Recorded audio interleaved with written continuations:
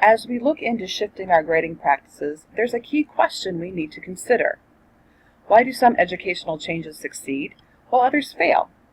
If you've been in education very long at all, you've seen some good ideas catch on and get some traction and take off, while other equally good ideas only get limited implementation or fail to go anywhere at all. So this question is really important to consider as we look at the hot button issue of grading. Research into why some educational changes stick helps us see at least part of the answer.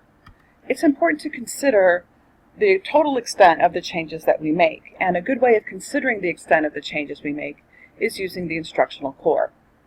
The Instructional Core has three parts. The first part, quite obviously, is we need to consider the impact on our students.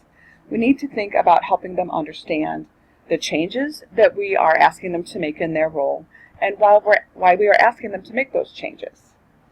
Of course, parents are also attached to students, so as we help students understand the changes in their role with any shift we make in instruction, it will also help parents be more comfortable with those changes and better accept them.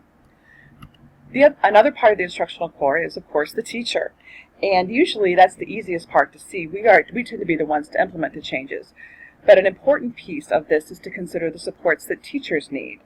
How do we help teachers sustain and continue to deepen the changes we are making?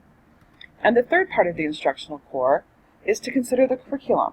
How do we need to change the curriculum in order to really make the changes that we want to make stick and go deep and really make a difference for kids?